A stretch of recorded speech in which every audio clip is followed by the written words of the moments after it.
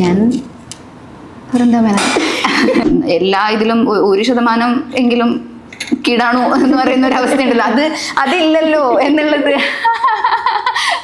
എന്നെ വളരെയധികം സന്തോഷിപ്പിച്ചു. സ്വന്തമായിട്ടെടുത്ത ഒരു തീരുമാനമായിരുന്നു എനിക്ക് ആക്ടിങ് വർക്ക്ഷോപ്പിൽ പങ്കെടുക്കണം എന്നുള്ളത്. ഇത്രയും നന്നായിട്ട് മറ്റൊരു മനുഷ്യനെ അപ്രീഷിയേറ്റ് ചെയ്യും എന്നുള്ളത് എനിക്ക് വലിയൊരു സന്തോഷവും അത്ഭുതവും ഒക്കെ തന്നെയായിരുന്നു. ഞാൻ എൻ്റെ കുട്ടിക്കാലത്ത് അത്യാവശ്യം നല്ല രീതിയിൽ ബോഡി ഷേമിംഗ് ഒക്കെ നേരിട്ടുള്ള ഒരാളാണ്. ഒരു സ്ത്രീക്ക് തന്നെയാണ് മറ്റൊരു സ്ത്രീയെ പൂർണ്ണമായിട്ട് മനസ്സിലാക്കാൻ സാധിക്കുള്ളൂ. കുറച്ച് പേര് ഇവിടെ മാർക്ക് ഇടാൻ വേണ്ടി റെഡി ആയിട്ടിരിക്കുകയാണല്ലോ, അപ്പം തന്നെ എനിക്ക് ഭയങ്കരമായിട്ടുള്ള ടെൻഷൻ വരും. അവിഹിതം അല്ലെങ്കിൽ അവിഹിതം ഇന്ന് സോഷ്യൽ മീഡിയയിൽ ചർച്ചയായിരിക്കുന്ന ഒരു സിനിമയാണ് ഇതെന്ന് പറയുന്നത്. ഇന്ന് നമ്മളോടൊപ്പം ഉള്ളത് അവിഹിതം സിനിമയിലെ നായികയും ഡാൻസറും ഡോക്ടറും ഒക്കെയായ വൃന്ദ മേനോനാണ്. നമസ്കാരം. Thank you. നമസ്കാരം. ഈ അവിഹിതം സിനിമ അല്ലെങ്കിൽ അവിഹിതം എങ്ങനെ വേണമെങ്കിലും നമുക്കതിനെ വിളിക്കാം. ആ രണ്ട് കാര്യങ്ങളും അതിനോട് ചർച്ച ചെയ്ത് പോകുന്നുണ്ട്. അതിനൊക്കെ മുന്നേ മലയാളികളുടെ മനസ്സിലേക്ക് ഇങ്ങനെ നടന്നു കയറിയ അല്ലെങ്കിൽ ലൈറ്റ് ഓഫാക്കി ഓണാക്കി മലയാളികളുടെ മനസ്സിൽ ഇടം പിടിച്ച വൃന്ദ മേനോൻ ആരാണ്? ഞാൻ വൃന്ദ മേനോൻ. നാട് വീട് നീലേശ്വരമാണ് എൻ്റെ സ്വദേശം. ഞാൻ പഠിച്ചതും ഒക്കെ നീലേശ്വരത്താണ്. മാരി ചെയ്ത് പോയിരിക്കുന്നത് കാഞ്ഞങ്ങാട്. നീലേശ്വരം കാഞ്ഞങ്ങാടും തമ്മിൽ 5 കിലോമീറ്ററിൻ്റെ വ്യത്യാസം മാത്രമേ ഉള്ളൂ. അങ്ങനെ. അപ്പോൾ ഞാൻ ഡെൻറ്റിസ്റ്റാണ്. 10 വർഷം ഞാൻ ഡെൻറ്റിസ്ട്രി പ്രാക്ടീസ് ചെയ്തു. അപ്പോൾ കുറച്ച് കൂടുതൽ സിനിമയിൽ സജീവം ആകണം എന്നുള്ള ആഗ്രഹമുള്ളത് കൊണ്ട് തൽക്കാലം ഡെൻറ്റിസ്ട്രി മാറ്റി വെച്ചിരിക്കുകയാണ്. ഡാൻസും പഠിക്കുന്നുണ്ട്, ഡാൻസും ചെയ്യുന്ന ഒരാളാണ്? അല്ല, അതായത് ഡാൻസും പാട്ടൊക്കെ കുട്ടിക്കാലത്ത് പഠിച്ചിരുന്നു. ഞാനതങ്ങനെ കാര്യമായിട്ട് അങ്ങനെ ഫോളോ ചെയ്ത് ഇപ്പോഴും കൊണ്ടുപോകുന്നില്ല. സിനിമ ചർച്ച ചെയ്യുന്നതിന് മുന്നേ തന്നെ ഈ ഒരു സിനിമ പറഞ്ഞു വെക്കുന്ന രാഷ്ട്രീയമുണ്ട്. അതിനൊക്കെ അപ്പുറത്തേക്ക് വൃന്ദയ്ക്ക് ഈ സിനിമാ മേഖല ഒരു പാഷനായിരുന്നോ? ഈ ഡോക്ടർ എന്ന് പറയുന്ന ജോലിയൊക്കെ ഇങ്ങനെ മാറ്റിവെച്ച് ഇതിലേക്ക് ഇങ്ങനെ എൻട്രി ചെയ്തല്ലോ. ഞാൻ മനസ്സിലാക്കുന്ന 4 സിനിമകളോളം അഭിനയിച്ചു. ആദ്യം ഒരു ഷോർട്ട് ഫിലിമാണ്. അതിൽ അഭിനയിച്ച് പ്രതീക്ഷയുള്ള ഒരു സിനിമകൾ റിലീസ് ആവാനുണ്ട്. അപ്പം അതൊരു ഹോപ്പാണ്. അതിനൊക്കെ അപ്പുറത്തേക്ക് ഇതാണ് എൻ്റെ മേഖല എന്ന് തീരുമാനിച്ചത് എങ്ങനെയാണ്? അതായത് ഞാൻ സിനിമയിൽ എങ്ങനെയെങ്കിലും എത്തിപ്പെടണം എന്ന് ഭയങ്കരമായിട്ട് ആഗ്രഹിച്ച് വളർന്ന ഒരാളല്ല ആക്ച്വലി. പക്ഷേ കലാപരമായിട്ടുള്ള കാര്യങ്ങളുമായി ബന്ധപ്പെട്ട് പോയിട്ടുള്ള ഒരു കുടുംബം തന്നെയാണ് എൻ്റേത്. അപ്പോൾ അത് നിങ്ങൾക്ക് കൂടുതൽ കൃത്യമായിട്ട് മനസ്സിലാവണമെന്നുണ്ടെങ്കിൽ നമ്മുടെ സ്കൂൾ യുവജനോത്സവങ്ങളിൽ, സംസ്ഥാന സ്കൂൾ യൂത്ത് ഫെസ്റ്റിവലിൽ മഞ്ജു വാര്യർ കലാതിലകം ആയ വർഷം കലാപ്രതിഭ ആയത് എൻ്റെ ഏട്ടനായിരുന്നു. അതെ. അപ്പോൾ 95 അതെ, കണ്ണൂർ വെച്ചായിരുന്നു ആ മത്സരം നടന്നത്. ആ സമയത്ത് എൻ്റെ ഏട്ടന് സിനിമയിലേക്കുള്ള അവസരങ്ങൾ വന്നിരുന്നു. പക്ഷെ എൻ്റെ പാരൻസ് അതിനെ വലിയ കാര്യമായിട്ട് പ്രോത്സാഹിപ്പിച്ചിരുന്നില്ല. അപ്പോൾ എൻ്റെ ഏട്ടനെ സംബന്ധിച്ചിടത്തോളം നമുക്കിപ്പോൾ തൊട്ടതെല്ലാം പൊന്നാക്കി മാറ്റുന്നതെന്ന് പറയുന്ന ക്യാപ്ഷൻ കൊടുക്കാൻ പറ്റുന്ന ഒരാളാണ്. അപ്പോൾ അദ്ദേഹത്തിന് കലയായാലും നമ്മുടെ അല്ലാത്ത മറ്റ് പഠന വിഷയങ്ങളായാലും ഒരേപോലെ തന്നെയാണ്. അദ്ദേഹം 2 കാര്യത്തിലും ഒരേ രീതിയിൽ കഴിവ് തെളിയിച്ചിട്ടുള്ള ആളാണ്. അപ്പം ഏട്ടൻ അതൊരു വിഷയമായിരുന്നില്ല. അപ്പോൾ ഏട്ടൻ പിന്നീട് 10ാം ക്ലാസ്സിൽ നല്ല മാർക്ക് വാങ്ങി. അത് കഴിഞ്ഞ് എൻട്രൻസ് എടുത്തു. ഇപ്പോൾ ഡോക്ടറാണ് അദ്ദേഹം, അമേരിക്കയിൽ ഡോക്ടറാണ്.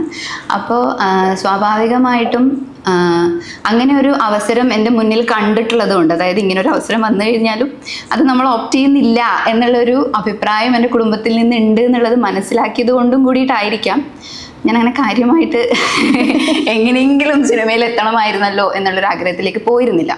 അങ്ങനെയാണത്. അതൊരു പാഷൻ ആയിരുന്നോ എന്ന് ചോദിച്ചാൽ അങ്ങനെ ആണെന്ന് കൃത്യമായിട്ട് പറയാൻ പറ്റില്ല. പക്ഷെ അതേസമയം ഭയങ്കരമായിട്ടുള്ള ആഗ്രഹങ്ങൾ, നമ്മളിപ്പോൾ വായിക്കുന്ന ഒരു പുസ്തകമായാലും അല്ലെങ്കിൽ നമ്മളിപ്പോൾ ഒരു സിനിമ കണ്ടു കഴിഞ്ഞാൽ ആ സിനിമയിലെ പ്രധാന കഥാപാത്രത്തെ അല്ലെങ്കിൽ നമുക്ക് ഇഷ്ടപ്പെടുന്ന ഒരു കഥാപാത്രം നമ്മളാണെന്ന് വിചാരിച്ച് കുറച്ച് നേരമെങ്കിലും ജീവിക്കുക, അങ്ങനെയുള്ള കാര്യങ്ങളൊക്കെ ഉണ്ടായിട്ടുണ്ട്. കണ്ണാടിയുടെ മുമ്പിൽ നമ്മൾ അഭിനയിച്ച് നോക്കുക, അവരെ പോലെ, അങ്ങനെയുള്ള കാര്യങ്ങളൊക്കെ ഉണ്ടായിരുന്നു. പക്ഷെ അതൊക്കെ എൻ്റെ മനസ്സിൽ തന്നെ ഞാൻ വെച്ചിരുന്നു. ഞാനതങ്ങനെ പുറമേക്ക് ആരുമായിട്ടും ഷെയർ ചെയ്യുകയൊന്നും ചെയ്തിരുന്നില്ല.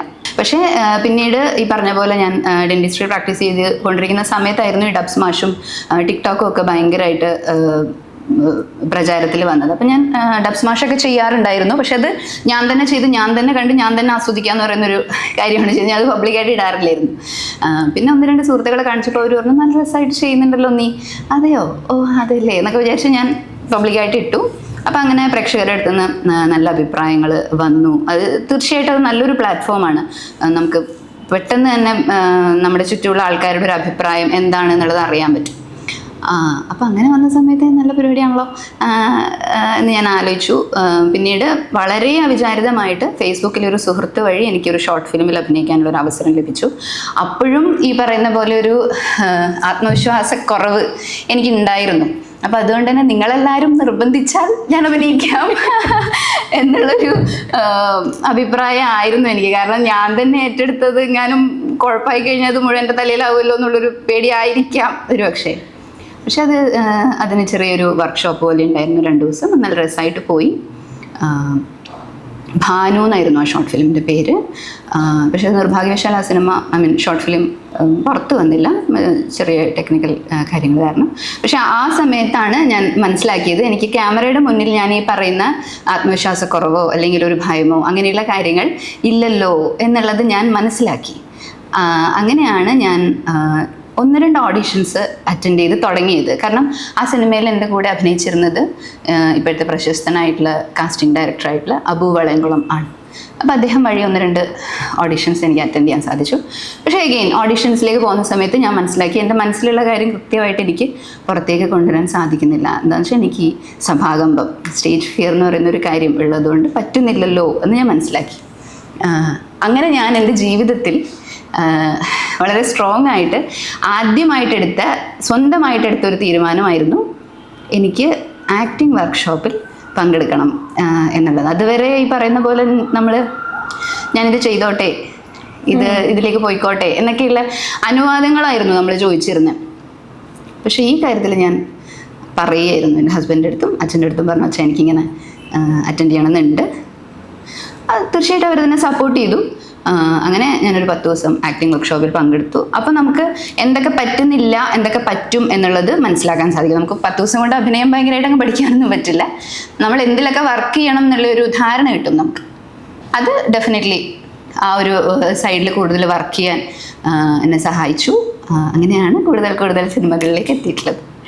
ഈ സിനിമയിൽ നിർമ്മല ചേച്ചി ഈ കഥാപാത്രം, ഞാനൊക്കെ ആ സിനിമ കണ്ടപ്പോൾ എനിക്ക് ഭയങ്കര ഇഷ്ടപ്പെട്ടു നിർമ്മല എന്ന് പറയുന്ന കഥാപാത്രത്തെ.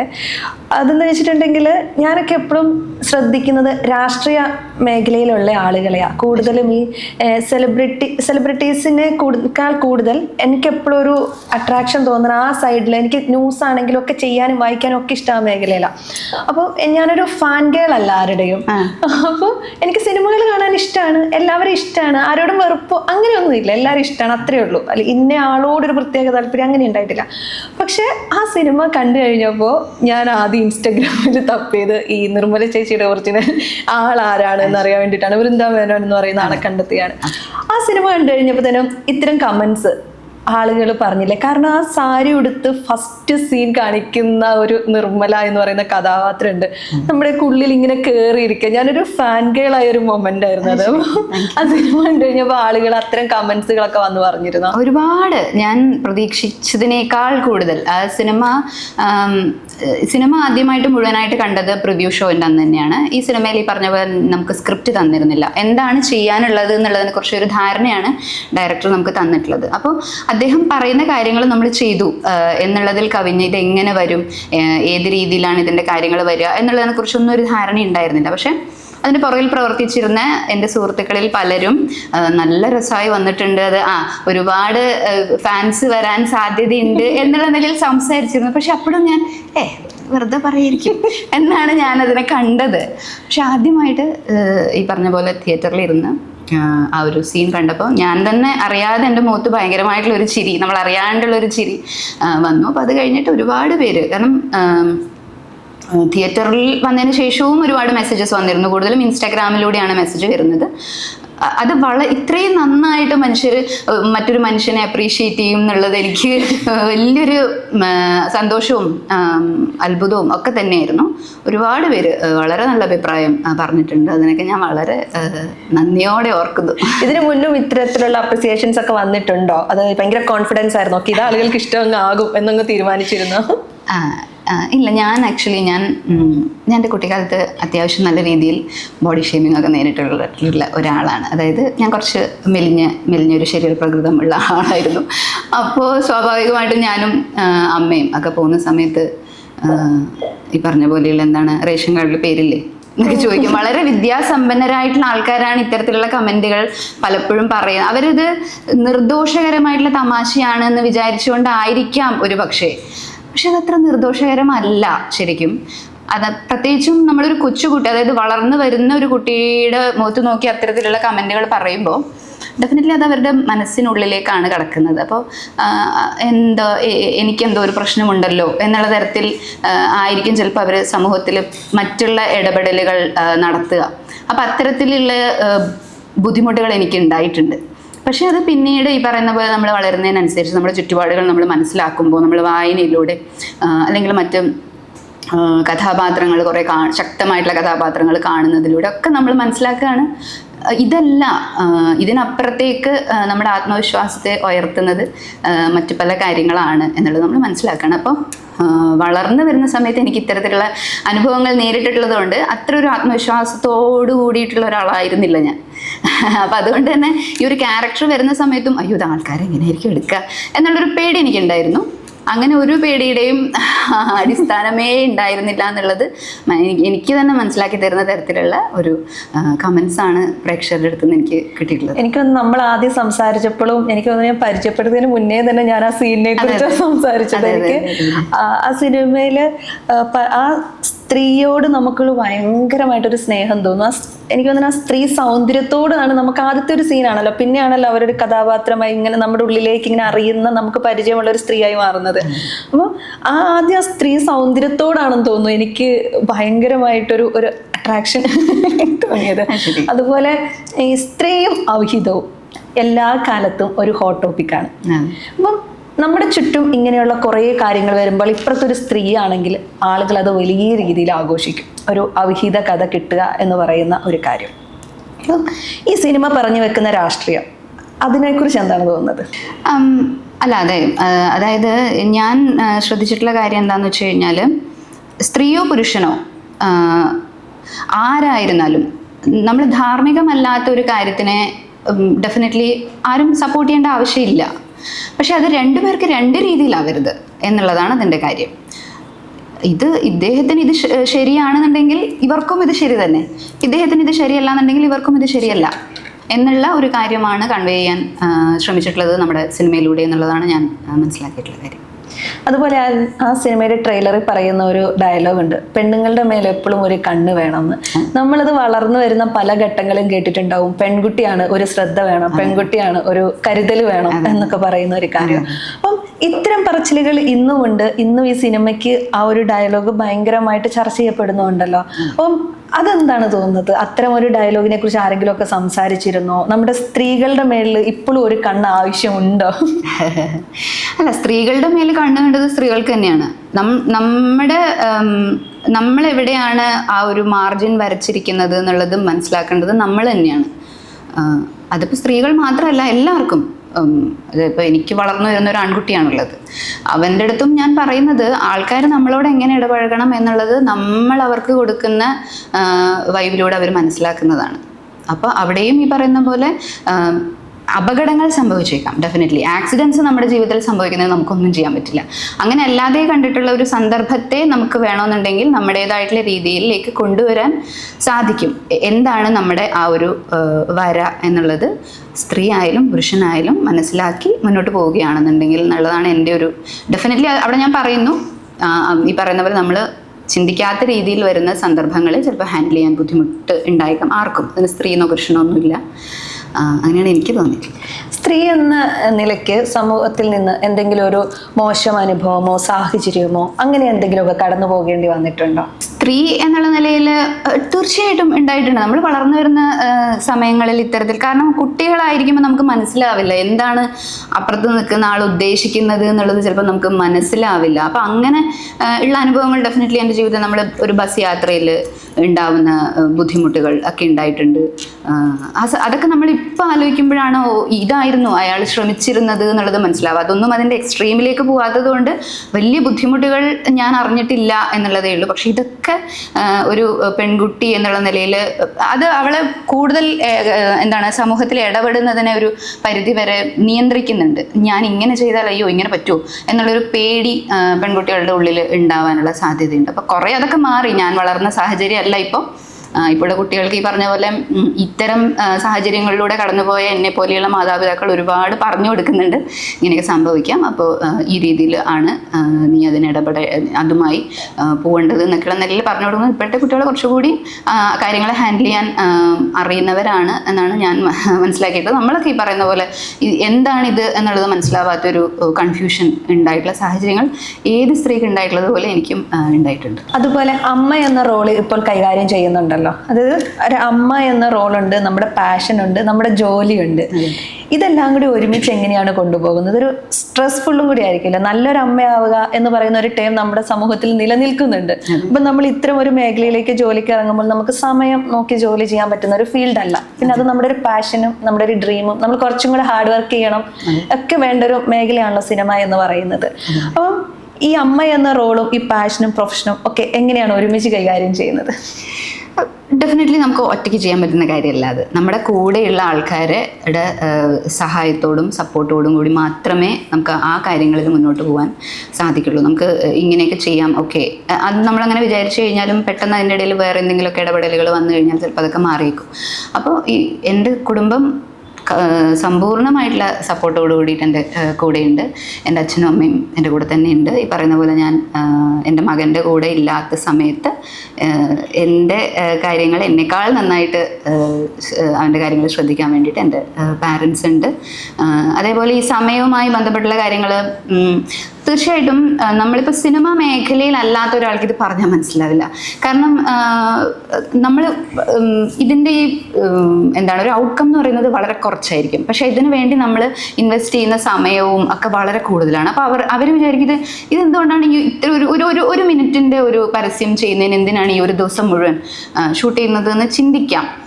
അപ്പോൾ ആ കാര്യം എന്താണെന്നുള്ളത് അവരെ കൃത്യമായിട്ട് നമുക്ക് പറഞ്ഞ് മനസ്സിലാക്കി കൊടുക്കാൻ സാധിക്കണം. നമുക്ക് എന്താണ് വേണ്ടത് എന്നുള്ളത് നമ്മുടെ ചുറ്റുമുള്ള ആൾക്കാരുടെ അടുത്ത് നമ്മൾ കൃത്യമായി കമ്മ്യൂണിക്കേറ്റ് ചെയ്ത് കഴിഞ്ഞാൽ നമ്മൾ ആഗ്രഹിക്കുന്ന മേഖലയിൽ നമുക്ക് നിൽക്കാൻ സാധിക്കും എന്നുള്ളതാണ്. കാരണം മുൻപ് എനിക്കത് സാധിച്ചിരുന്നില്ല. എൻ്റെ ആഗ്രഹം ഇന്നതാണ് എന്നുള്ളത് കൃത്യമായിട്ട്, കാരണം അതൊരു പക്ഷേ എനിക്ക് ആ ഒരു ലക്ഷ്യമില്ലാത്തതിൻ്റെ ഒരു കൺഫ്യൂഷൻ കൂടി ആയിരിക്കാം. ഇന്ന് ഞാൻ മനസ്സിലാക്കുന്നു എനിക്ക് വളരെ സമയബന്ധിതമല്ലാതെ കണ്ടിട്ട് ഞാൻ ജോലി ചെയ്യാൻ ആഗ്രഹിക്കുന്ന ഒരു മേഖലയാണ് അഭിനയം എന്നുള്ളത് ഞാൻ മനസ്സിലാക്കുന്നു. അപ്പോൾ അതുകൊണ്ട് തന്നെ ഞാൻ വളരെ സന്തോഷത്തോടു കൂടിയിട്ടാണ്, എത്ര രാത്രിയാണെന്നുണ്ടെങ്കിലും നമ്മുടെ ഷൂട്ട് ഒരു ദിവസം മാറി ഒന്നിലധികം ദിവസങ്ങളിലേക്ക് പോവുകയാണെന്നുണ്ടെങ്കിലും എനിക്കതിലൊരു മുഷിപ്പ് തോന്നാറില്ല.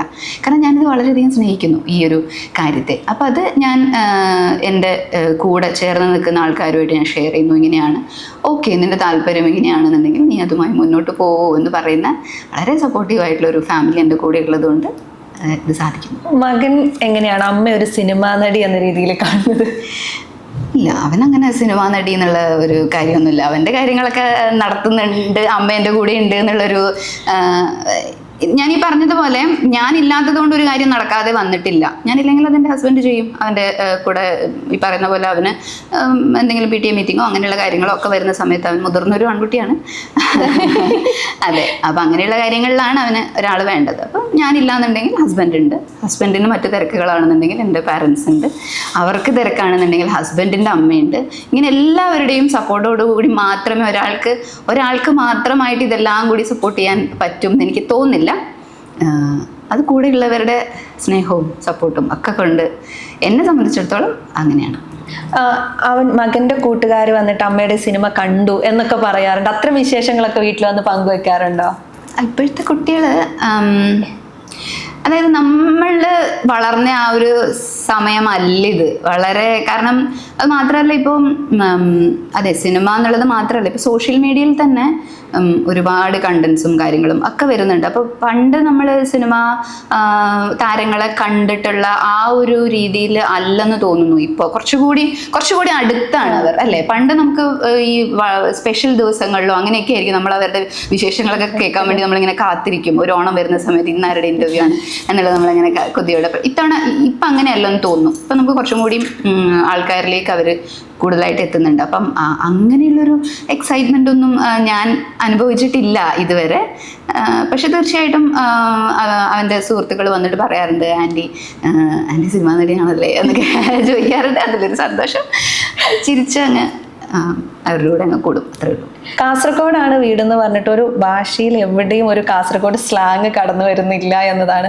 അത് കൃത്യമായിട്ടൊരു ആ സ്ലാങ് ഫോളോ ചെയ്യേണ്ട എന്ന് വിചാരിച്ചിട്ട് തന്നെ ഒരു അച്ചടി ഭാഷ സംസാരിക്കുന്നതാണോ? അല്ലല്ല, അതായത് അതിലൊരു കാര്യം, ഇപ്പോൾ ക്രിസ്റ്റീന എന്നോട് വളരെ നിർദോഷകരമായിട്ടുള്ളൊരു ചോദ്യമായിരിക്കും ചോദിക്കുക. അപ്പോൾ ഒരു സ്ഥലത്തുനിന്ന് വരുന്നവർ ഇങ്ങനെ സംസാരിക്കാൻ പാടുള്ളൂ എന്നുള്ള രീതിയില്ല ആക്ച്വലി, അല്ലേ? നമ്മുടേതായിട്ടുള്ള ഒരു ശൈലി ഉണ്ടാവാം. പക്ഷെ എന്നെ സംബന്ധിച്ചിടത്തോളം അത് ആക്ച്വലി ഒരു വലിയ കഥയാണ്. കഥ എനിക്ക് പറയാൻ സമയമുണ്ടോ? സമയം ഇഷ്ടമല്ല. ഓക്കെ. അതെന്താന്ന് വെച്ച് കഴിഞ്ഞാൽ, എൻ്റെ മുത്തശ്ശൻ പാലക്കാടുകാരനാണ്. എൻ്റെ മുത്തശ്ശൻ ജോലി ചെയ്തിരുന്നത് എറണാകുളത്താണ്.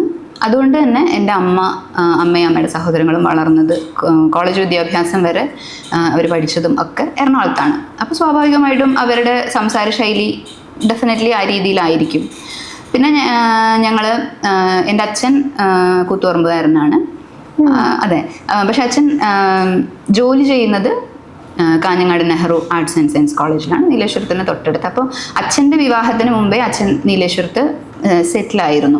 അപ്പോൾ കല്യാണം കഴിഞ്ഞ് ഞങ്ങൾ അവിടെ വന്നു. ഈ പറയുന്ന പോലെ ഞാനും എൻ്റെ ഏട്ടനും ഒക്കെ, എൻ്റെ അച്ഛനും അമ്മയും ജോലിക്കാരായതുകൊണ്ട് തന്നെ, എൻ്റെ അച്ഛൻ പ്രൊഫസറും അമ്മ ഹൈസ്കൂൾ ടീച്ചറും ആയിരുന്നു. അപ്പം ഞങ്ങളുടെ ഭാഷയും കാര്യങ്ങളൊക്കെ ഡെവലപ്പ് ചെയ്യുന്ന സമയത്ത്, എൻ്റെ ഏട്ടൻ്റെയും ഒക്കെ ഭാഷയും കാര്യങ്ങളൊക്കെ ഡെവലപ്പ് ചെയ്യുന്ന സമയത്ത് കൂടുതൽ സമയവും ചിലവഴിച്ചിരുന്നത് എൻ്റെ ഗ്രാൻഡ് പാരൻസിൻ്റെ കൂടെയായിരുന്നു.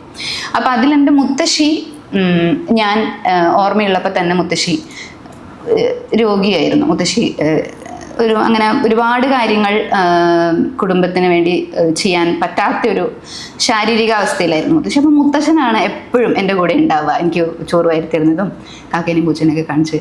അപ്പോൾ മുത്തശ്ശൻ സംസാരിക്കുന്ന ശൈലിയാണല്ലോ തീർച്ചയായിട്ടും ഞാൻ ആ സമയം മുതലേ കേൾക്കുന്നത്. അപ്പോൾ അതുകൊണ്ടായിരിക്കാം ആ ശൈലി മനസ്സിൽ വേരുറച്ചിട്ടുണ്ട്. പക്ഷെ അതേസമയം എൻ്റെ സുഹൃത്തുക്കളെല്ലാം നീലേശ്വരവും കാഞ്ഞങ്ങാടും ഉള്ള ആൾക്കാരാണ്. അപ്പോൾ അതുകൊണ്ട് തന്നെ ആ ഒരു ഭാഷാ രീതിയിലേക്ക് എനിക്ക് പോകാൻ വലിയ കുഴപ്പമില്ല. നമ്മുടെ ഈ അവിഹിതം എന്ന് പറയുന്ന cinema completely Kanhangad base language ആണ്. അപ്പോൾ അതുകൊണ്ട് തന്നെ ആ ഒരു സ്ലാങ് പെട്ടെന്ന് പറഞ്ഞു തരുമ്പോൾ അത് റിപ്പീറ്റ് ചെയ്യാൻ എനിക്ക് വലിയ ബുദ്ധിമുട്ടില്ല. അതുപോലെ അവസരങ്ങൾ നമ്മളെ തേടി വരിക എന്ന് പറയുന്നത് ഒരു വലിയ ഭാഗ്യമാണ്. അതെ. 4 സിനിമകൾ അഭിനയിച്ചിട്ടുണ്ട്. നമ്മൾ ആദ്യം പറഞ്ഞ പോലെ തന്നെ ഷോർട്ട് ഫിലിമിലൂടെ തുടങ്ങുന്നു. അതിൽ പ്രതീക്ഷയുള്ളൊരു സിനിമ റിലീസാവാൻ ഇരിക്കുകയാണ്, ഇതുവരെ എത്തിയിട്ടില്ല. അപ്പം നമ്മളൊരു പ്രതീക്ഷ വെക്കുന്ന ഒരു കാര്യം സംഭവിക്കാതിരിക്കുന്നു, അവസരങ്ങൾ ഇനിയും നമുക്ക് ലഭിക്കേണ്ടതുണ്ട്. ഇത്തരം ഒരു കടന്നുപോകലുകളുണ്ടല്ലോ, സ്വാഭാവികമായിട്ട് നമുക്ക് മാനസികമായിട്ടൊക്കെ ഒരു വേദന, അത് ഇറങ്ങിയിരുന്നെങ്കിൽ, അല്ലെങ്കിൽ കുറച്ചും കൂടെ ശ്രദ്ധിക്കപ്പെട്ടിരുന്നില്ല, അംഗീകരിക്കപ്പെട്ടിരുന്നെങ്കിൽ ഞാൻ ഇതിൽ നല്ലൊരു റോള് ചെയ്തിരുന്നല്ലോ എന്നൊക്കെ. അപ്പം ഇത്തരം മാനസിക സമ്മർദ്ദങ്ങളെയും വേദനകളെയും ഒക്കെ എങ്ങനെയാണ് കൈകാര്യം ചെയ്യുന്നത്? അല്ല, അത് വലിയൊരു ഈ പ്രതീക്ഷ എന്ന് പറയുന്നത് നമുക്കൊരു സങ്കടവുമാണ്. പക്ഷെ അത് ഡെഫിനറ്റ്ലി അതൊരു ദിവസം അത് സംഭവിക്കാനുണ്ട് എന്നുള്ളൊരു ആത്മവിശ്വാസം കൂടിയാണ്. അപ്പം എന്നെ സംബന്ധിച്ചിടത്തോളം ഞാൻ എൻ്റെ അഭിനയ ജീവിതത്തിൽ എനിക്ക് ലഭിച്ച ഒരു ഭാഗ്യമായിട്ട് കാണുന്ന ഒരു സിനിമ, ആ സിനിമ മിഥുൻ മാനുവൽ തോമസ് ഡയറക്റ്റ് ചെയ്തിട്ട് ഫ്രൈഡേ ഫിലിംസിൻ്റെ ബാനറിൽ വന്നിട്ടുള്ള ഒരു സിനിമയാണ്. അതിൻ്റെ കുറച്ച് ടെക്നിക്കൽ കാര്യങ്ങളുമായിട്ട് അത് റിലീസായിട്ടില്ല എന്നുള്ളതേ ഉള്ളൂ. അപ്പോൾ അതിൻ്റെ റിലീസിന് വേണ്ടി ഞാൻ വളരെ പ്രതീക്ഷയോടെ കാണുകയാണ്, ഉറ്റുനോക്കുകയാണ്. ചിലപ്പോൾ ഞാൻ ചോദിക്കുന്നത് ശരിയാണോ എന്ന് എനിക്കറിയില്ല. എനിക്ക് തോന്നുന്ന അവിഹിതം ആ സിനിമേനേക്കാൾ ചിലപ്പോൾ ഒരു പക്ഷേ മിഥുൻ മാനുവൽ തോമസിൻ്റെ സിനിമ ഇറങ്ങിയിരുന്നെങ്കിൽ വൃന്ദ മേനോൻ എന്ന് പറയുന്ന ആളെ കുറച്ചും കൂടെ മലയാളികൾ ഇപ്പോൾ ഈ അവിഹിതം എന്ന സിനിമയിലൂടെയാണല്ലോ കൂടുതലായിട്ടും സോഷ്യൽ മീഡിയയിൽ റീൽസ് വരുന്നു, കാര്യങ്ങൾ വരുന്നു, ഒക്കെ സംസാരിക്കുന്നതും അതിലെ അഭിനയവും ഒക്കെ പറയുന്നത്. ചിലപ്പോൾ ഒരു പക്ഷേ ആ സിനിമ വന്നിരുന്നെങ്കിൽ കുറച്ചും കൂടെ അവസരങ്ങൾ ലൈഫിൽ ഈ ഒരു സമയത്തിനുള്ളിൽ വന്നു പോകാനുള്ള ഒരു സാധ്യത കൂടി ഉണ്ടാവുമായിരുന്നില്ലേ? അല്ല, തീർച്ചയായിട്ടും ഓരോ സിനിമയെയും അവസരമായിട്ട് തന്നെയാണ് കാണുന്നത്. ഇപ്പൊ സിനിമ എന്ന് പറയുന്നത് ആ ഒരു കല കംപ്ലീറ്റ് ആവുന്നത് പ്രേക്ഷകരിലേക്ക് എത്തി അവരുടേതായിട്ടുള്ള അഭിപ്രായങ്ങൾ നമ്മളുമായിട്ട് പങ്കുവെക്കുമ്പോഴാണ് ആ ഒരു യാത്ര പൂർണ്ണമാവുന്നത്.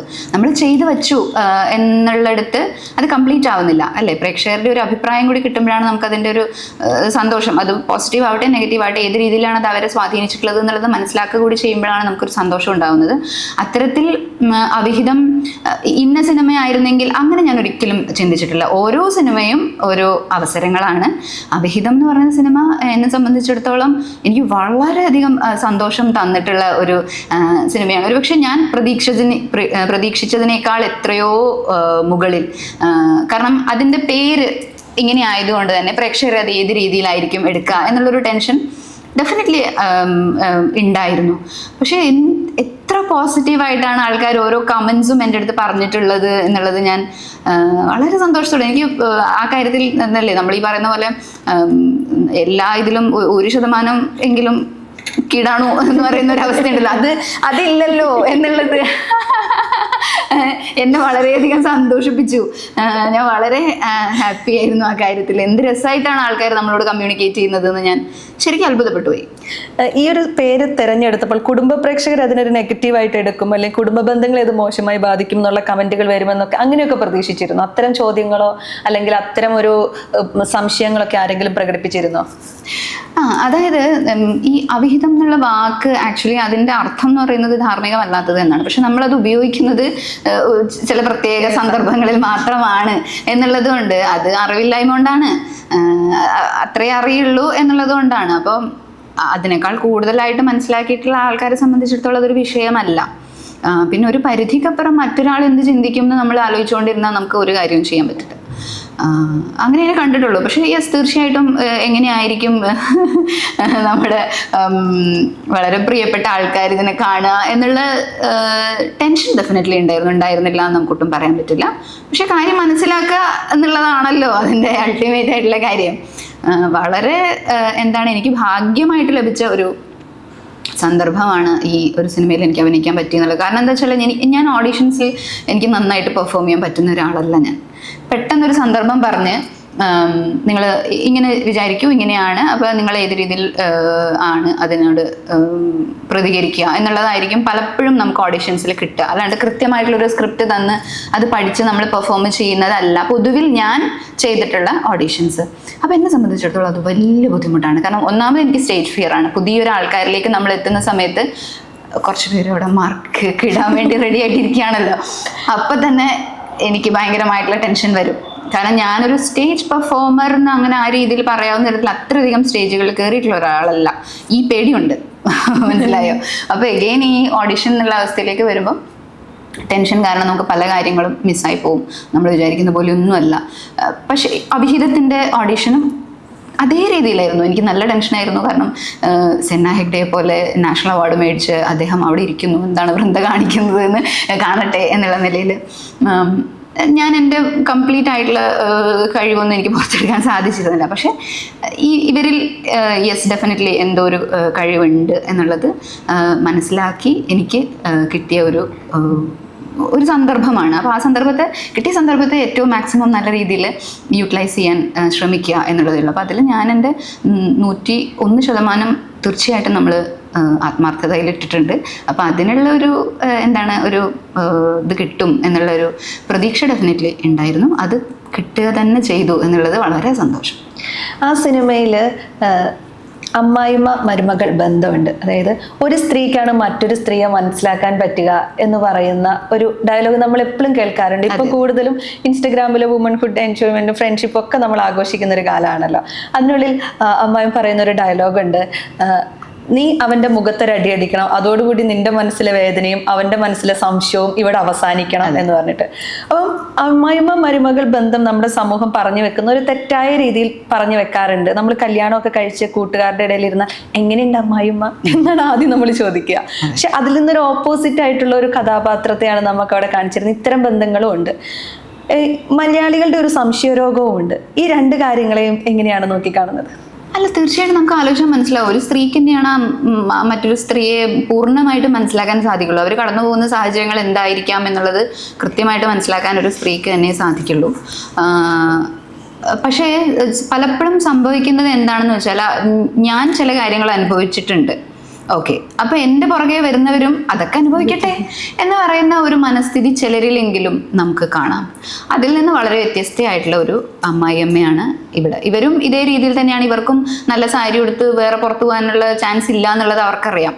അതേ സങ്കടമാണ് ഇവളും അനുഭവിക്കുന്നത് എന്നുള്ളത് അമ്മായിയമ്മയ്ക്ക് അറിയാം. അപ്പോൾ അത് മനസ്സിലാക്കിയ നമ്മൾ ഒരു ഇന്ന സാഹചര്യത്തിൽ ഇങ്ങനെ പ്രതികരിച്ചിരുന്നെങ്കിൽ എന്ന് ആഗ്രഹിക്കുമ്പോഴാണ് ഒരു നായകൻ അല്ലെങ്കിൽ നായിക അവിടെ രൂപപ്പെടുന്നതെന്നും. അങ്ങനെ നോക്കുകയാണെന്നുണ്ടെങ്കിൽ ഈ സിനിമയിൽ നമ്മൾ ഏറ്റവും കൂടുതൽ കേൾക്കാൻ ആഗ്രഹിക്കുന്ന ഡയലോഗ്സ് പറഞ്ഞിട്ടുള്ളത് അമ്മയാണ്. അതെ അതെ, അമ്മ കുറുക്കി കൊള്ളുന്ന തരത്തിലുള്ള ഡയലോഗ്സ്, യെസ് ഇത് അവന് കിട്ടേണ്ടതായിരുന്നു എന്ന് തോന്നുന്ന തരത്തിലുള്ള ഡയലോഗ്സ് പറഞ്ഞിട്ടുണ്ട് ആ അമ്മായിമ്മ. അപ്പോൾ ഡെഫിനറ്റ്ലി അത് ഈ പറയുന്ന പോലെ ഒരു സ്ത്രീക്ക് തന്നെയാണ് മറ്റൊരു സ്ത്രീയെ മനസ്സിലാക്കാൻ സാധിക്കും. അപ്പോൾ എൻ്റെ ലൈഫിലുള്ള അമ്മായിയമ്മയും ഇതേപോലെ യെസ് ഇവൾക്ക് ഇത്തരത്തിലുള്ള അവസരങ്ങളൊക്കെ വരുന്നുണ്ട്. അപ്പോൾ ആ അവസരങ്ങൾ ഈ സമയത്താണ് വരിക, ആ സമയം അവൾ പ്രയോജനപ്പെടുത്തട്ടെ എന്ന് ആഗ്രഹിക്കുന്ന, അതിനു വേണ്ടി എന്നെ സപ്പോർട്ട് ചെയ്യുന്ന ഒരു അമ്മായിയമ്മയെ തന്നെയാണ് എനിക്ക് ലൈഫിൽ കിട്ടിയിട്ടുള്ളത്. അപ്പം അതും ഡെഫിനറ്റ്ലി ഇതിൻ്റെ കൂടെ ഞാൻ ചേർത്ത് വായിക്കേണ്ട കാര്യം തന്നെയാണ്. കാരണം പലരുടെയും കഴിവുകൾ ഒരാളെന്നുള്ളതല്ല, നമ്മുടെ ചുറ്റുമുള്ള പലരും നമ്മൾ ഈ അമ്മായിയമ്മ എന്നുള്ളത് ഒരു ബിംബമായി കാണുന്നു, പറയുന്നു എന്നുള്ളതേ ഉള്ളൂ. ആരായാലും വീട്ടിൽ ഈ പറയുന്ന രീതിയിൽ ഒക്കെ നമ്മുടെ കൂടെയുള്ള ആൾ വളരട്ടെ എന്ന് ചിന്തിക്കുന്നിടത്താണ് നമ്മുടെ കുടുംബം വളരുന്നത്, അല്ലേ? ആ ഒരു സ്നേഹം അവിടെ കുറച്ചുകൂടി ശക്തമാവുന്നത്. അപ്പം അത്തരത്തിൽ നമ്മുടെ കൂടെയുള്ള ആൾക്കാർ, നമ്മുടെ സുഹൃത്താവട്ടെ, നമ്മുടെ ഭർത്താവട്ടെ, നമ്മുടെ മക്കളാവട്ടെ, അല്ലെങ്കിൽ നമ്മുടെ കൂട്ടുകാരാവട്ടെ, അവർക്ക് കൂടുതൽ അവസരങ്ങൾ വരുന്നുണ്ടെങ്കിൽ അവരതിൽ കൃത്യമായിട്ട് വർക്ക് ചെയ്യാൻ താല്പര്യം കാണിക്കുന്നുണ്ടെങ്കിൽ, അതിൽ അവരുടെ 100% ആത്മാർത്ഥത അവർ കൊടുക്കുന്നുണ്ടെന്നുണ്ടെങ്കിൽ അവർ നമുക്ക് സപ്പോർട്ട് ചെയ്യാം. ഈ സിനിമയിലെ പുരുഷന്മാരോടൊക്കെ നമുക്കൊരു വെറുപ്പ് തോന്നും. അങ്ങനെ ആളുകളൊക്കെ കമന്റ് ചെയ്തിട്ടുണ്ടാകുമല്ലോ. അപ്പം അതെന്ന് വെച്ചിട്ടുണ്ടെങ്കിൽ ചിലപ്പോൾ ഒന്ന് സംസാരിച്ചാൽ തീരാവുന്ന ഒരു പ്രശ്നമായിരിക്കും. ആ പ്രശ്നത്തെ പക്ഷെ ആ രീതിയിൽ പറയാതെ ഒരാൾക്ക് നേരെ ഉണ്ടാകുന്ന ഒരു ആരോപണത്തെ ചുറ്റുമുള്ള പുരുഷന്മാരെല്ലാം കൂടി അതിനൊരു സൊല്യൂഷൻ കണ്ടെത്താൻ വേണ്ടി ശ്രമിക്കുകയാണ്, ഒരു വാക്കിൽ അവസാനിപ്പിക്കേണ്ട ഒരു പ്രശ്നത്തിന്. അപ്പം അതോടൊപ്പം തന്നെ കെട്ടിയിടപ്പെടുന്ന സ്ത്രീകളുണ്ട് അതിനുള്ളിൽ, മുഴുവൻ കുടുംബത്തിനുള്ളിൽ ഒന്ന് പുറത്തു പോകാൻ പറ്റാതെ, ഒരുമിച്ചൊന്ന് സംസാരിക്കാൻ പറ്റാതെ, ഇവർക്കൊരു ഇമോഷൻ ഉണ്ട് എന്ന് പങ്കാളി മനസ്സിലാക്കാതെ പോകുന്ന സാഹചര്യങ്ങളൊക്കെ ഉണ്ട്. അപ്പോൾ ഇത്തരം കാര്യങ്ങളൊക്കെ കാണുന്നു നമ്മൾ ആ സിനിമയിൽ. ഇതൊക്കെ ചർച്ചയാകുമ്പോൾ ഒരു സന്തോഷമില്ലേ? നമ്മുടെ സ്ത്രീകൾ ഇപ്പോഴും അവർക്ക് എന്താണ് വേണ്ടതെന്ന് പങ്കാളിക്ക്, അതിപ്പം സ്ത്രീക്ക് മാത്രമല്ല, എന്താണ് ഒരു പങ്കാളിക്ക് ആവശ്യമെന്ന് മനസ്സിലാക്കാതെ പെരുമാറുന്ന ഒരു സമൂഹത്തിൽ ആളുകൾ നിലനിൽക്കുന്നു. അപ്പം നമ്മൾ ഇത്തരം കാര്യങ്ങൾ ചർച്ച ചെയ്യുമ്പോൾ അത് കുറച്ചും കൂടി ഒരു പ്രതീക്ഷ കൂടി നൽകുന്നു എന്നൊക്കെ തോന്നാറുണ്ടോ? തീർച്ചയായിട്ടും. അത് ഇതിൽ തന്നെ ഒരു എക്സാമ്പിൾ എന്താണെന്ന് വെച്ച് കഴിഞ്ഞാൽ, ഈ മുകുന്ദൻ ഒരു കാര്യം സുഹൃത്തിൽ നിന്ന് മനസ്സിലാക്കി, ഏതോ ഒരു കാര്യം. അപ്പോൾ ഈ കാര്യം ശരിയാണോ എന്നുള്ളത് ഭാര്യയുടെ അടുത്ത് തന്നെ കമ്മ്യൂണിക്കേറ്റ് ചെയ്ത് കഴിഞ്ഞാൽ ഒരു പരിധിവരെ കാര്യങ്ങൾ അവിടെ സോൾവ് ആയേനെ. പക്ഷെ ആ സമയത്തും മറ്റൊരാളുടെ വരവിന് വേണ്ടിയിട്ട് മുകുന്ദനും അനിയനും കൂടി കാത്തിരിക്കുകയാണ്. ഈ കാത്തിരിക്കുന്ന സമയത്ത് ഇയാൾ വരാൻ വൈകുന്നു. അപ്പം മുകുന്ദന്റെ ഡയലോഗ് എന്താണ്? അയാളൊന്ന് വേഗം വന്നിരുന്നെങ്കിൽ എന്നാണ്. അപ്പൊ അവിടെ പോലും അയ്യോ ഞാൻ ഇവളെ അവിശ്വസിച്ചല്ലോ എന്ന് വേണമെങ്കിൽ അയാൾക്ക് ചിന്തിക്കാം, ആരും വരുന്നില്ലല്ലോ. അങ്ങനെയല്ല ആ ക്യാരക്ടർ പറഞ്ഞിട്ടുള്ളത്. അപ്പൊ ഇതീ പറഞ്ഞ എൻ്റെ ചിന്താരീതിയാണ് ഏറ്റവും കറക്റ്റ് എന്നുള്ള ഒരു രീതി ആ ഒരു ക്യാരക്ടറിൽ ഉള്ളത് കൊണ്ടായിരിക്കും ആ ക്യാരക്ടറിന് അവിടെ അങ്ങനെ ഒരു ഡയലോഗ് എഴുതിയിട്ടുള്ളത്. സമൂഹത്തിൽ അത്തരത്തിലുള്ള ഒരു പ്രവണത നിലനിൽക്കുന്നത് കൊണ്ട് ആവാം. അപ്പം അങ്ങനെ അല്ലാതെ കൃത്യമായിട്ടുള്ള കാര്യങ്ങൾ കമ്മ്യൂണിക്കേറ്റ് ചെയ്ത് കഴിഞ്ഞാൽ ഇങ്ങനെയുള്ള പ്രശ്നങ്ങൾ ഉണ്ടാവുന്ന പോലുമില്ല. അതിന് നിൽക്കാതെ അവനവൻ ചെയ്ത കാര്യം യെസ് ഞാൻ ചിന്തിക്കുന്നതാണ് ഏറ്റവും കറക്റ്റ് എന്നുള്ള നിലയിൽ ചിന്തിക്കുന്ന ഒരു രീതി മാറ്റുക. അല്ലേ, വളരെ സിമ്പിളാണല്ലേ. നമ്മൾ അങ്ങോട്ടും ഇങ്ങോട്ടും ഇരുന്ന് സംസാരിച്ചു കഴിഞ്ഞാൽ കുറേയൊക്കെ, അതായത് തുടക്കത്തിൽ ഇതിനെല്ലാം അല്ലേ ഒരു നമ്മളത് എപ്പോൾ മനസ്സിലാക്കുന്നു എന്നുള്ളൊരു ഇത് കൂടിയുണ്ട്. നമുക്ക് കൂടെ അതാരായാലും ഇപ്പം നമ്മുടെ മക്കളുടെ കാര്യമായാലും കുട്ടികളുടെ ആഗ്രഹം എന്താണെന്ന് ഏറ്റവും കൂടുതൽ മനസ്സിലാക്കാൻ സാധിക്കുന്നത് പാരൻസിനാണ്. കാരണം അവർ കൺമുന്നിലാണല്ലോ അവർ വളരുന്നത്. അതെ, അപ്പോൾ ആ ഒരു ആഗ്രഹം നമ്മൾ കണ്ടില്ല എന്ന് നടിച്ച് നമ്മുടേതായിട്ടുള്ള ഒരു ആഗ്രഹത്തിലേക്ക് അവരെ ഡയറക്റ്റ് ചെയ്യുന്നതിന് പകരം അവരുടെ ആഗ്രഹം എന്താണെന്ന് മനസ്സിലാക്കി അതിൽ അവർക്ക് എക്സൽ ചെയ്യാനുള്ള ഒരു സാഹചര്യം ഒരുക്കാൻ പാരൻസിന് കഴിയുന്നു എന്നുണ്ടെങ്കിൽ ഈ പറയുന്ന പോലെയുള്ള അവരുടെ പാഷനോ അല്ലെങ്കിൽ എന്ത് കാര്യവും കുറച്ചുകൂടി വേഗത്തിൽ അവർക്ക് മനസ്സിലാക്കി അതിലേക്ക് എത്താൻ സാധിക്കും. വളരെ കോമ്പറ്റീറ്റീവ് ആയിട്ടുള്ള വേൾഡാണ് അല്ലേ. നമ്മുടെ താല്പര്യം എന്താണെന്ന് നമ്മൾ എത്രയും പെട്ടെന്ന് മനസ്സിലാക്കുന്നു അത്രയും മുന്നിലേക്ക് എത്തുന്നു. നമ്മുടെ പുറകെയും അല്ലെങ്കിൽ നമ്മുടെ കൂടെയും നമ്മളെക്കാൾ കഴിവുള്ള ആൾക്കാരുണ്ട്. അപ്പം അതായത് ഒരു പങ്കാളി എന്നുള്ളത് മാത്രമല്ല, ആരുടെയും നമ്മുടെ കൂട്ടുകാരുടെ അടുത്തായാലും ഒക്കെ നമുക്ക് ഉണ്ടാവുന്ന എന്താണ്, നമ്മൾ ഒരു കാര്യം മനസ്സിലാക്കി കഴിഞ്ഞാൽ അത് അവരുമായിട്ട് തന്നെ കൃത്യമായിട്ട് കമ്മ്യൂണിക്കേറ്റ് ചെയ്യാം. അങ്ങനെയൊക്കെ ചെയ്തു കഴിഞ്ഞാൽ കൂടുതൽ പ്രശ്നങ്ങളിലേക്ക് പോവാതെ കാര്യങ്ങൾ നമുക്ക് കുറച്ചും കൂടി എളുപ്പത്തിൽ പരിഹരിക്കാം. അതിനകത്ത് രസകരമായ ഒരു കാര്യം വെച്ചിട്ടുണ്ടെങ്കിൽ, ഒളിഞ്ഞു നോക്കുന്ന ആളോട് നീ എന്തിനവിടെ ഒളിച്ചിരുന്നു ആ ചോദ്യത്തിനോട് പ്രസക്തിയേ ഇല്ല. വേറൊരു സ്ഥലത്ത് വീട്ടിലേക്ക് പോകുന്ന വഴി എന്താണോ, ഇരുട്ടത്ത് നീ എന്തിനു ഒളിച്ചിരുന്ന് നോക്കുന്നു മറ്റൊരാളുടെ കാര്യമെന്ന്, അത്തരം ചോദ്യങ്ങൾ അവിടെ ഉയരുന്നില്ല എന്നുള്ളതൊരു കാര്യമുണ്ടല്ലോ. ഒരു പെണ്ണ് വന്നു എന്നുള്ളത് മാത്രമായി ചർച്ചകൾ പോകുന്നു എന്ന് പറയുന്നത്. അല്ല, അതിലൊരു മറ്റൊരു ഡയലോഗ് ഇതാണ്, ഇന്നയാളെ മനസ്സിലായി, ഓക്കെ, അത് വളരെ സ്വാഭാവികമായിട്ടുള്ള കാര്യം, ഇപ്പുറത്താരാണ് എന്നുള്ളത് മനസ്സിലാക്കാൻ വേണ്ടിയിട്ടാണ്. അതെ, അപ്പൊ അതൊക്കെ നമ്മുടെ സമൂഹത്തിൽ നിന്ന് ഡയറക്റ്റ് എടുത്തിട്ടുള്ള ഡയലോഗ്സ് ആണ് അതൊക്കെ. ഇങ്ങനെയൊക്കെയാണ് സംഭവിക്കുന്നത്. അപ്പൊ അതിന് പലപ്പോഴും സിനിമ എന്ന് പറയുന്നത് നമ്മുടെ ജീവിതത്തിന്റെ ഒരു പകുതി എന്നുള്ള നിലയിൽ തന്നെ ചിലപ്പം വന്നേക്കാം, ഒരു പരിച്ഛേദം എന്നുള്ള നിലയിൽ. അപ്പം അങ്ങനെ കാണുന്ന സമയത്ത് ഈ പറയുന്ന പോലെ ഇപ്പോൾ ക്രിസ്റ്റീന എൻ്റെ അടുത്ത് പറഞ്ഞ പല ഡയലോഗുകളും നമ്മൾ ജീവിതത്തിലും ഒക്കെ കേട്ടിട്ടുള്ളതാണ്. അപ്പം അത് ആൾക്കാർക്ക് കൂടുതൽ റിലേറ്റ് ചെയ്യാൻ പറ്റുമ്പോൾ അത് കൂടുതൽ ആസ്വദിക്കാൻ സാധിക്കുന്നു എന്ന് തോന്നുന്നു. അപ്പം അതുകൊണ്ടും കൂടി ആയിരിക്കാം അവിഹിതം എന്ന് പറഞ്ഞ സിനിമ കാണുന്ന പ്രേക്ഷകർക്ക് വളരെ ഒരു കൗതുകം തോന്നുന്നത്. പലപ്പോഴും ഞാനും ഇങ്ങനെ ചിന്തിച്ചിരുന്നു അല്ലേ, അല്ലെങ്കിൽ ഇങ്ങനെ ഒരു കഥ നമ്മളും കേട്ടിരുന്നല്ലോ എന്ന് റിലേറ്റ് ചെയ്യാൻ പറ്റുമ്പോൾ കൂടുതൽ ആസ്വാദനത്തിലേക്ക് എത്തുന്നു. അത് നമ്മൾ ഓഫീസിൽ ഈ സിനിമ ചർച്ച ചെയ്ത സമയത്ത് ഈ പാൻറ് കൊണ്ടുപോയിക്കോ എന്ന് പറയുന്നുണ്ടല്ലോ. അപ്പോൾ ആ കുട്ടി പറയുന്നത് അത് എൻ്റെതല്ല, പക്ഷെ ഓക്കെ, നമ്മൾ ആ കഥയെ കുറിച്ച് സംസാരിക്കാൻ പാടില്ല. അപ്പൊ എന്നോട് പറഞ്ഞു ആരാ കുട്ടിയെന്ന് അറിയാൻ ക്യൂരിയോസിറ്റി ഉണ്ടായിരുന്നില്ല. അപ്പൊ ഞാൻ പറഞ്ഞു എനിക്ക് തുടക്കം തൊട്ടേ അറിയായിരുന്നു അത് നിർമ്മലയല്ല. ഞാൻ പറഞ്ഞു എനിക്ക് തുടക്കം തൊട്ടേ അറിയായിരുന്നു നിർമ്മലയല്ല, പിന്നെ ആര്, അതെന്തുകൊണ്ട്? അതൊരിക്കലും അങ്ങനെ ആവില്ല. പിന്നെ ഞാൻ സംശയിച്ചത് രണ്ടുപേരും ഒന്നെങ്കിൽ അപ്പുറത്തെ ആ പെങ്ങള് തന്നെ ആവാം. പെങ്ങള് കുറച്ച് റിബലാണല്ലോ, എന്റെ അവകാശങ്ങൾ, എന്റെ ജീവിതം, ഞാൻ ഇങ്ങനെയാണെന്നൊക്കെ പറയുന്നുണ്ടല്ലോ. നിങ്ങളൊക്കെ അടിമയായിരിക്കാം, ഞാൻ അടിമയല്ല, അത്തരം ഡയലോഗുകളൊക്കെ പറയും. അതേ സമയത്ത് അവിടെ വേറൊരു ഡയലോഗ് ഉണ്ട്. അതായത് ആ കുട്ടിയുടെ അമ്മ ബിന്ദു കൊടക്കാട്, ബിന്ദു ചെയ്തിട്ടുള്ള ഒരു ക്യാരക്ടർ പറയുന്നുണ്ട്, എനിക്കും കിട്ടി നിങ്ങൾ അച്ഛൻ്റെ അടുത്ത് നിന്ന് 2 തല്ലി എന്ന് പറഞ്ഞിട്ട് അവർ ചിരിക്കുന്നു. അതെ അതെ, വളരെ അത് നോർമലായിട്ടുള്ള കാര്യമാണ്. എനിക്കും കിട്ടി നിന്റെ അച്ഛൻ്റെ അടുത്ത് നിന്ന്, നിനക്കും ചിലപ്പം കിട്ടും നിന്റെ ഭർത്താവിൻ്റെ അടുത്ത് എന്നുള്ള ഒരു ഇതാണ് അവർ കൊടുക്കുന്നത്. കാരണം അത് കണ്ടീഷൻഡ് ആയിപ്പോയി അവരെ സംബന്ധിച്ചിടത്തോളം. അപ്പോൾ ആ സിനിമ സീരിയൽ ഓഫ് ചെയ്യ് എന്ന് പറഞ്ഞിട്ട് കണ്ടുകൊണ്ടിരിക്കുന്ന ഒരു സാധനം മുഴുവിപ്പിക്കാതെയൊക്കെ പോകുന്നുണ്ടല്ലോ. അപ്പോൾ ഈ 2 സ്ത്രീകളിൽ ആരെങ്കിലും ആയിരിക്കും എന്നൊരു സാധനം ഉണ്ടായിരുന്നു. അപ്പം എന്നോടൊപ്പം ഓഫീസിൽ നമ്മളിങ്ങനെ തമാശക്കാരണം, അപ്പൊ ആരാന്നറിയ ക്യൂരിയോസിറ്റി ഇല്ല, അതാണ് ആ സിനിമ പറയുന്നത്. അപ്പുറം നിൽക്കുന്ന പെൺകുട്ടി ആരാണെന്ന് അറിയാനുള്ള നമ്മുടെ ക്യൂരിയോസിറ്റി, അതാണ് ആ സിനിമ ചർച്ച ചെയ്യുന്നത് എന്ന് പറഞ്ഞിട്ട് നമ്മൾ ഓഫീസിൽ അതിനെ ഭയങ്കര രസകരമാക്കിയിട്ട് ശരിക്കും നമ്മുടെ ഉള്ളിൽ അത് വരുവാണല്ലോ. അപ്പുറം നിൽക്കുന്ന മറ്റൊരാളുടെ ജീവിതത്തിൽ സംഭവിക്കുന്ന കാര്യം എന്താണെന്ന് അറിയാനുള്ള അപ്പം എന്നെ അത് പറഞ്ഞ് കളിയാക്കുക, അത് തന്നെയാണ് ആ സിനിമ. അതാണ് ഞങ്ങൾ ഉദ്ദേശിച്ചത്.